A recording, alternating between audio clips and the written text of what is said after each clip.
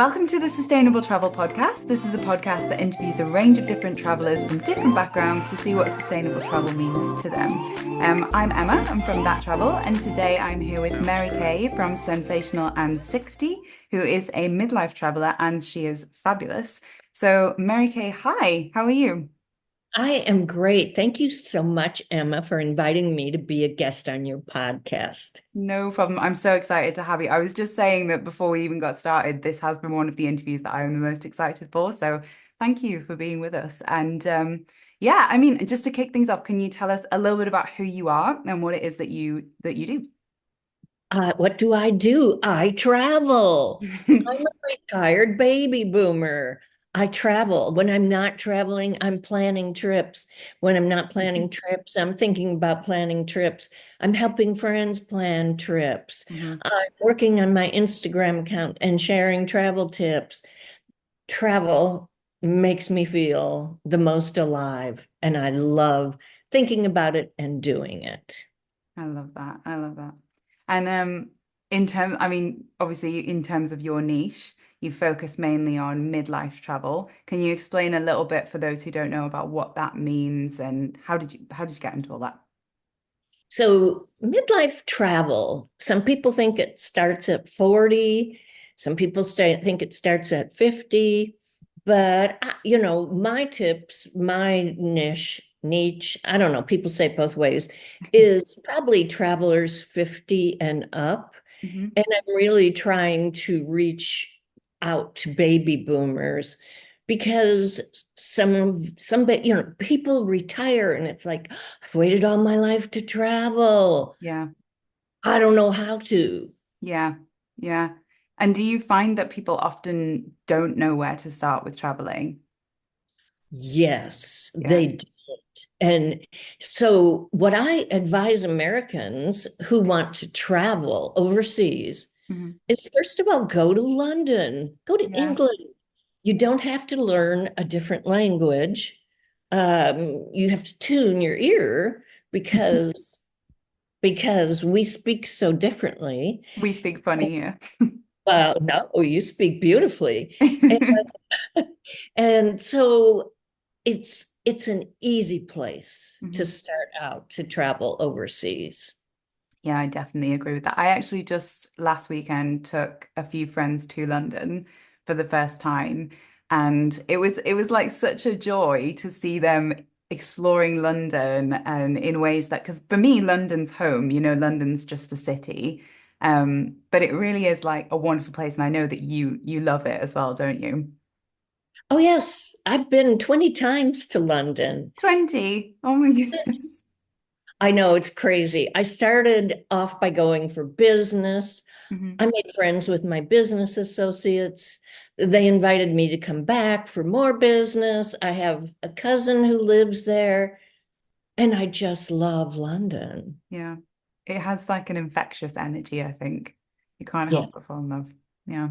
Yeah. And so this show is the Sustainable Travel Podcast, and I like to ask all of my guests, what does that mean, sustainable travel? What does that mean to you? To me, I think about it in two parts. There are physical actions you can take, Mhm. such as buying carbon credits when you fly, Mhm. or taking a train instead of an airplane, or taking the subway, or walking Mhm. instead of taking a car. Mhm. There are ways, and then to me, the second part is becoming a respectful traveler Mhm. so that you respect the values and the culture Mhm. of where you're visiting.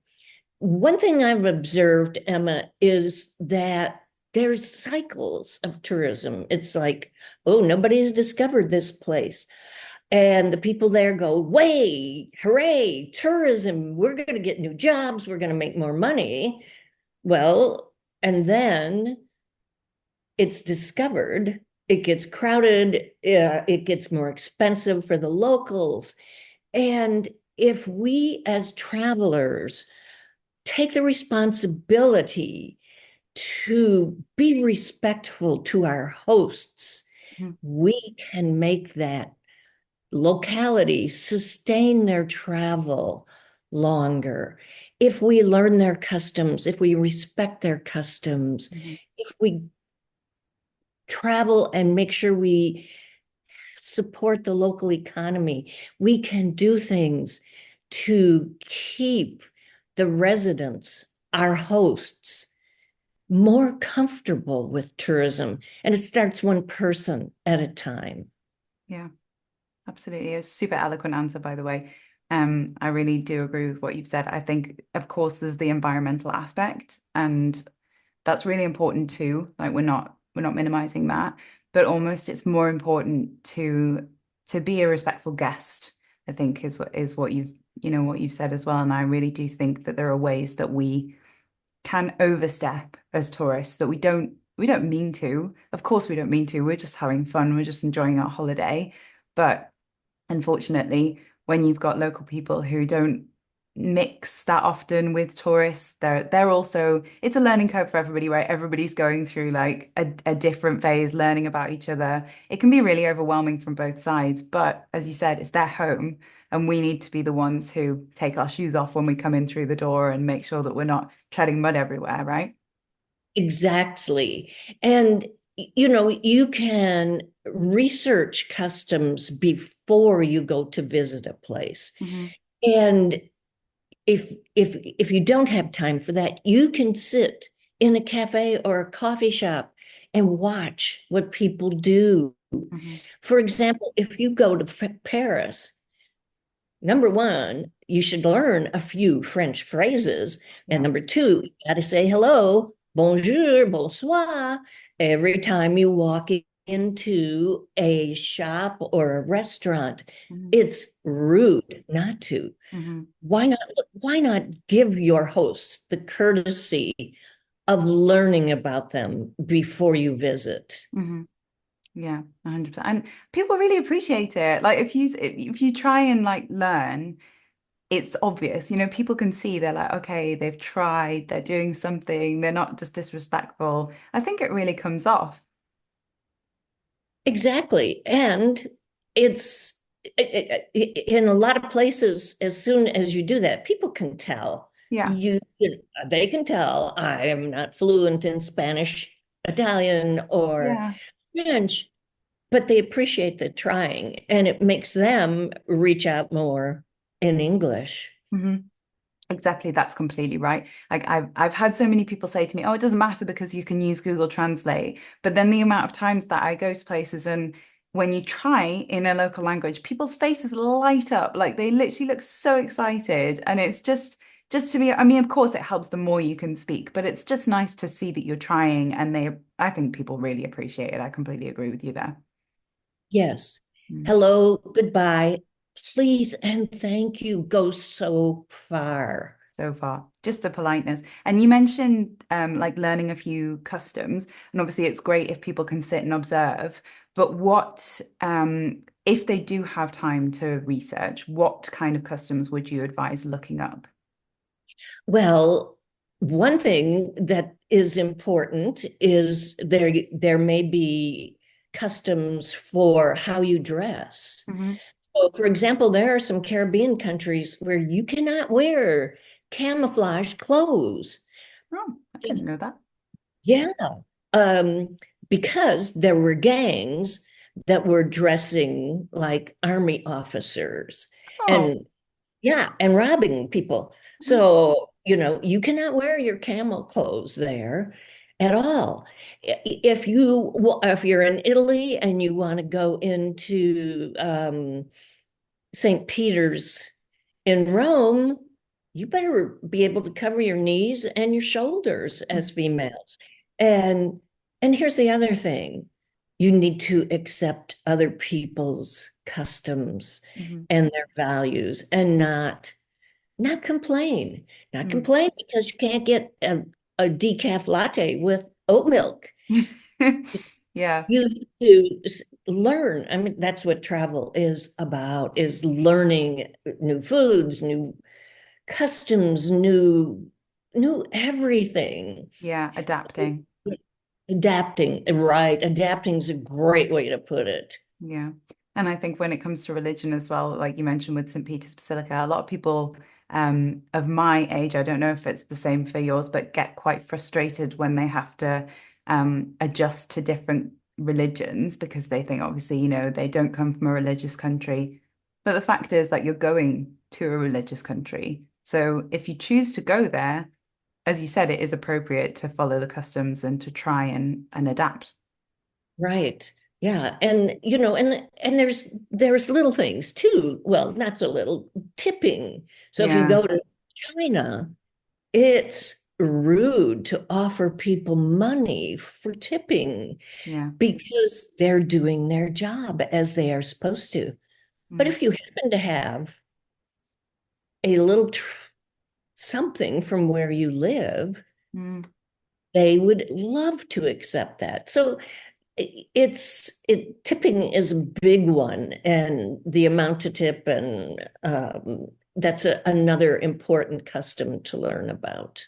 Tipping is the topic that I get the most pushback. You would not believe, I mean, I'm sure you would believe because but whenever I post about tipping, I have on one side, I often have Americans saying, you should see how we have it here. On the other side, I have Europeans saying, you won't believe how it is in America. And the whole debate seems to become about tipping in America. And I'm just here like, I'm not even talking about America. I'm talking about Egypt or Japan, like, because Japan is the same as China. It's quite, well, as I understand, it's quite rude to tip.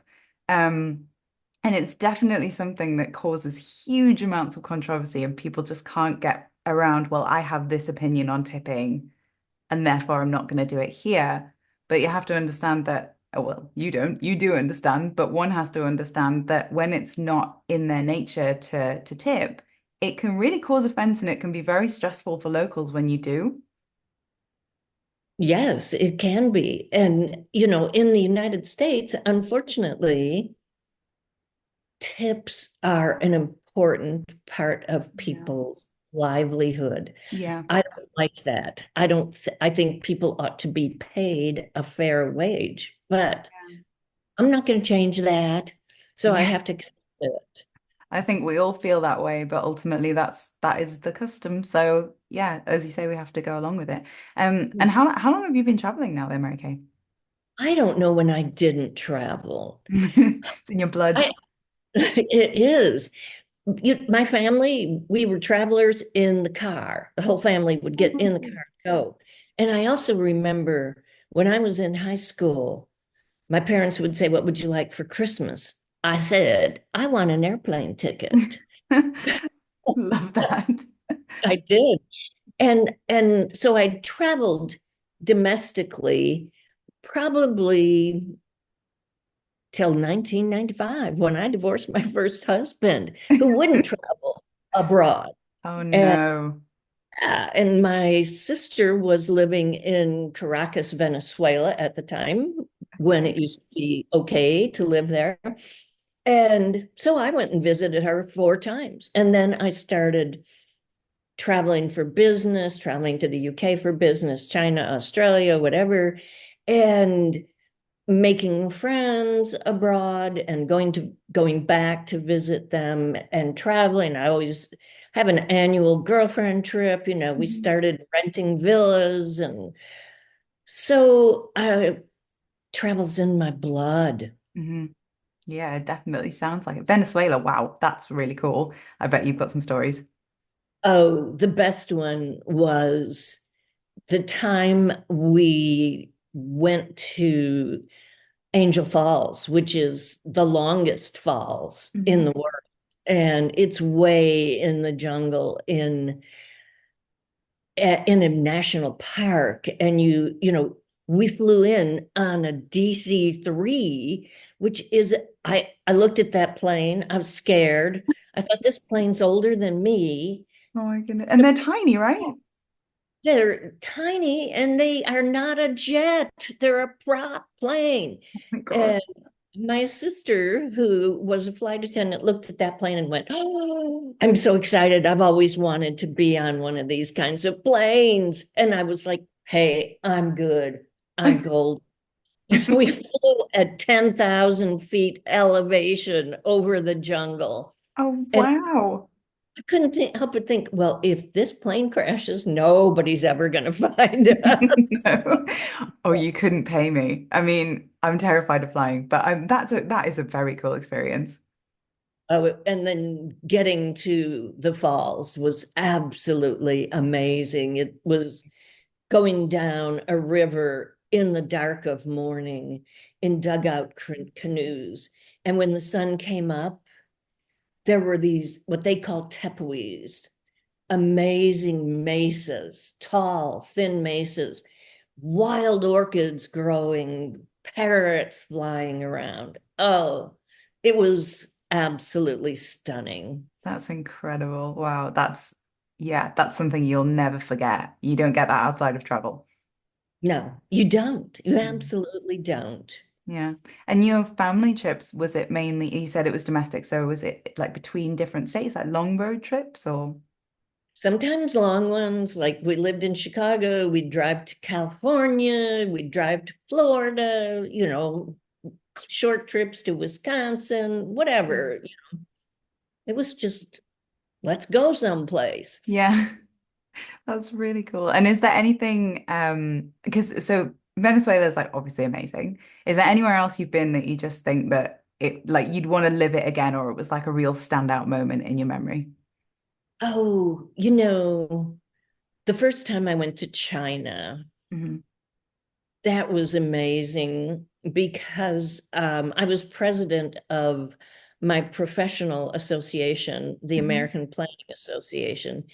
And so I had the opportunity to host in Shanghai. Female planning directors from around the country flew in for a dinner I hosted.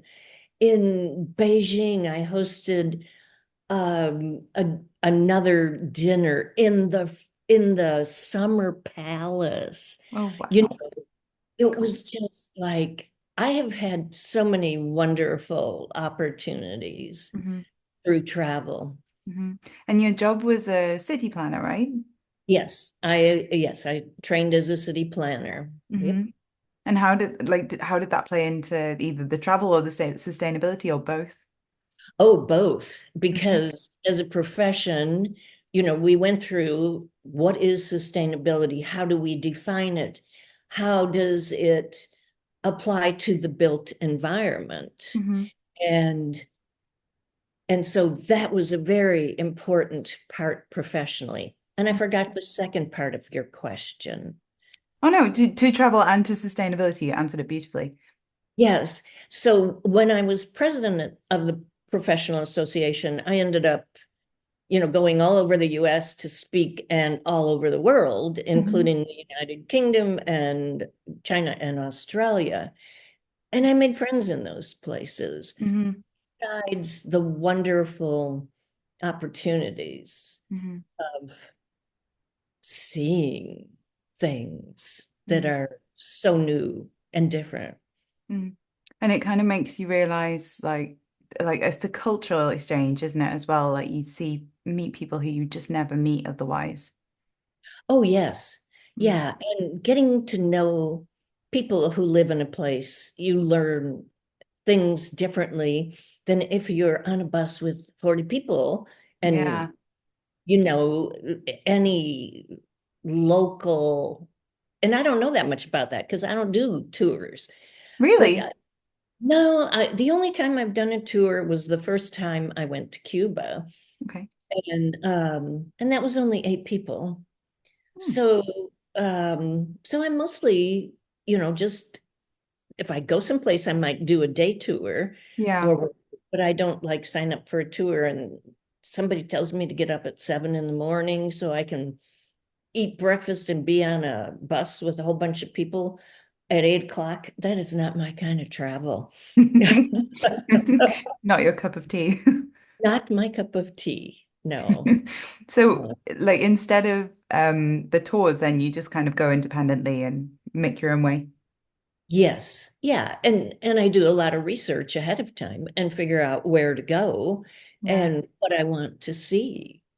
I love that. You like it's so inspiring for people like of your demographic, your age group to see somebody who's so confident in doing that and you're just, you're just going for it. I absolutely love it.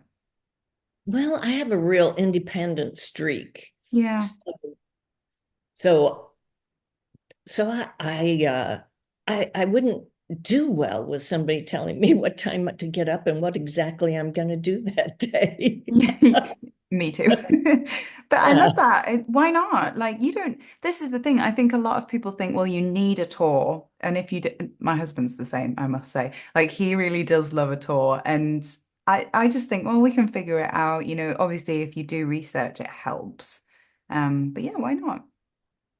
Well, and then I think, you might save money on tours because you get group hotel rates and, getting into attractions or whatever places that have an entry fee, they Mm, probably get you a better price. But I don't know, it's just not how I want to travel. And yeah, I'm not judging people who want to travel that way because lots of people do and love yeah. it.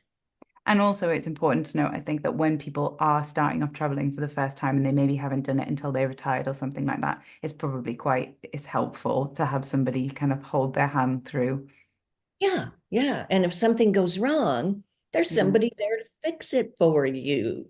That's Yeah, not bad. it's not bad. And it is actually a great way to get into travel if they want to. But so independently traveling then, because we do love drama, have you had any nightmare travel days? Most recently, and here's the thing, Emma, I can remember the better times way better. Yeah. But um, last fall, my girlfriends and I rented a villa in Provence, Hmm. and we ended up getting in really late at night, and we had rented a van that turned out to be bigger than we expected.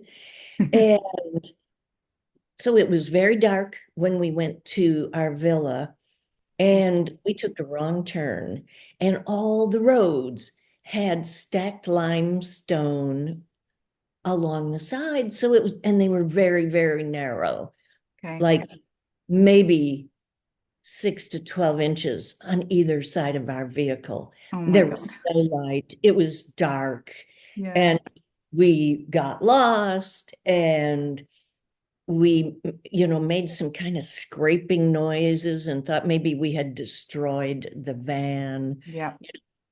and then we had to figure out how to get into the villa in the dark. So I mean, that's not so bad. It's as It bad always as I can think of right now. Well, that's good. I think it always becomes a funny story in the end. And definitely there are some ways to avoid it. Like you said, you arrived in the dark, so maybe like in the next time you wouldn't. So yeah, the question I was going to ask, so your account, obviously, it's super needed in my opinion. We've already talked about this. And I definitely can see like how much it resonates, how much you have so much engagement and so many people who are interested in what you have to say. But what gave you the motivation to get started on Instagram? I was looking for a challenge and something new. Hmm. And what a volunteer job I had was ending, and it was like, okay, I'm going to have a lot of free time. What am I going to do? Oh, well, I think I'll be an influencer. I did not have a clue what I was doing. I was not on Instagram that much, but I thought this sounds like it would be fun, Hmm. and it would be new, and it would be a challenge. Hmm. And it was so frustrating and challenging at first to learn how to do it, learn Yeah. the software. And It's and hard, right? it is at first, yeah, and it's a lot more work than I anticipated. But Hmm. I'm glad I'm doing it. Do you enjoy It it? it's fun, and I like being able to share what I've learned about travel along Yeah. the way. I definitely think people look at it, like influencers Instagram and think, oh, that's not so hard. Like I could do it. But there's a lot of work that goes into these accounts. So I appreciate you saying that. Yeah, yeah. And, I have to buy a phone with the very most memory of all because I've got 7 million pictures on it. Yeah, I'm the same. I actually pay for storage on Google because I've got so many videos and I never use them. So yeah, probably should stop taking videos. I don't know, it's nice to have them in case you want to use them. Yeah, for sure. It is. Yeah. And have you got a nice community that you've built around you now on Instagram? I hope so. I feel like I'd like it to be bigger. I feel like I need to really um, focus on midlife and um, I'm sort of generic, I think. I think I need to work harder at midlife.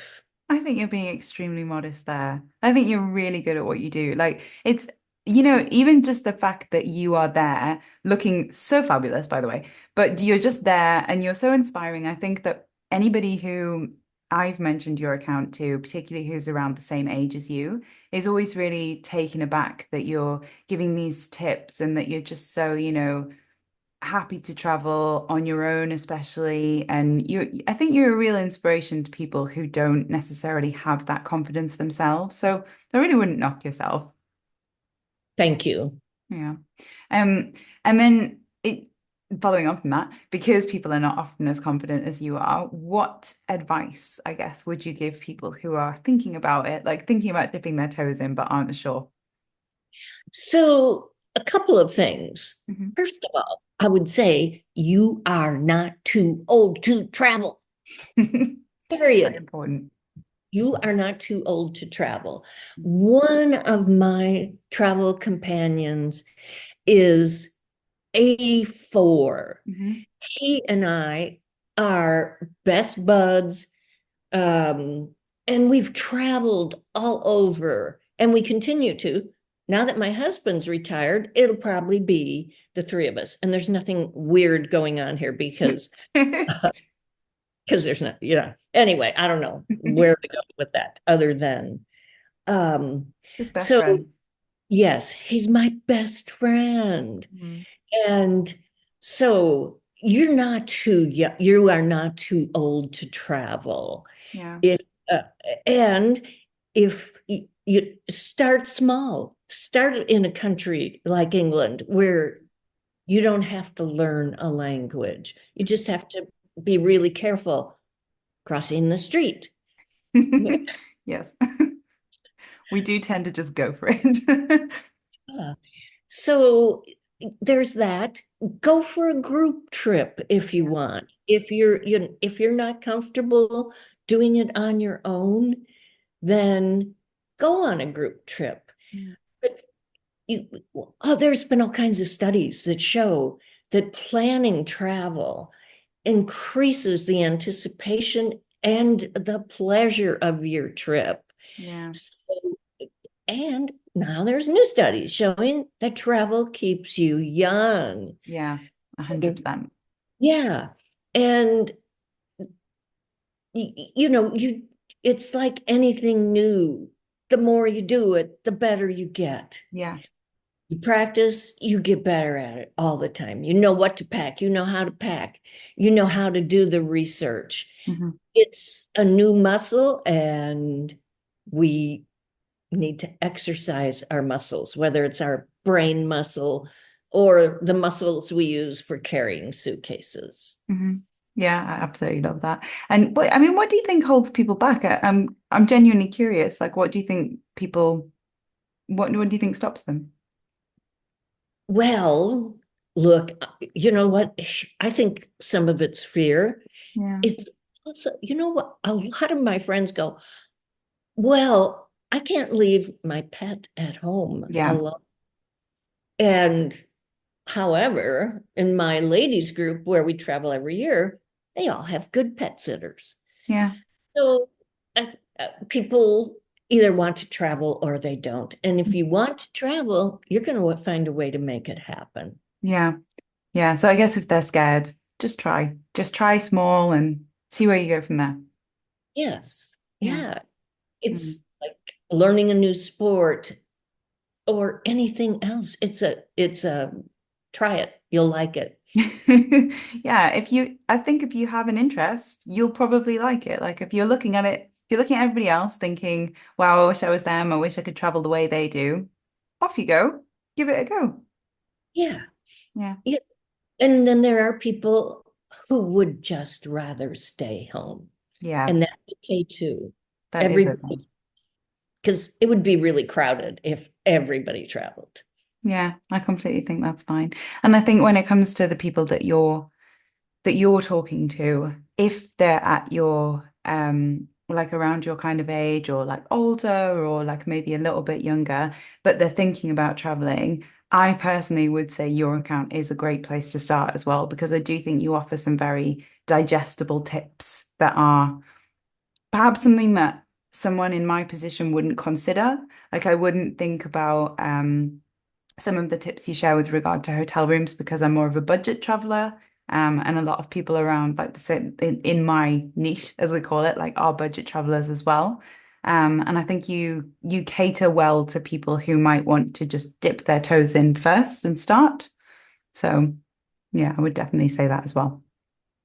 And my last question for you, unless you have anything else to add, sorry. Go right ahead. So yeah, my last question was just finally, where can people find you? And is there anything that you're working on at the moment? Yes, there are two things I'm working on that will Exciting. help not just beginner travelers, but I hope more experienced travelers. Yeah. One is it's called How to Be a Savvy Traveler. Here are the things you need to know if you're just starting to travel. Here are the things you need to know. Oh, and by the way, maybe you never thought about that before as even an experienced traveler. Mm, And then I'm also working on a London series because amazing. I know London, I love London, Mhm. and I think for people in the US, it's an easy first place to go. So you know, I want that by the time this airs, they'll be well underway Amazing. And where can people find them? at Sensational and 60 on Instagram. Perfect. I mean, yeah, you are like in my eyes, you are the London expert. So that's for your beginner travelers. And then you got the savvy traveler for your experienced ones. So it's perfect. They've got the whole package. Yeah. Yeah. Thank you. No problem. Yeah, so absolutely. So just to wrap up, you can find Mary Kay on at Sensational and 60 on Instagram. This has been the Sustainable Travel Podcast. You can find us at the Sustainable Travel Podcast on Instagram, or all episodes are on www.thatchtravel.co.uk/the-sustainable-travel-podcast. Thank you very much, Mary Kay. You're very welcome, Emma. This has been so much fun. Yes, it really has. Thank you so much for coming on.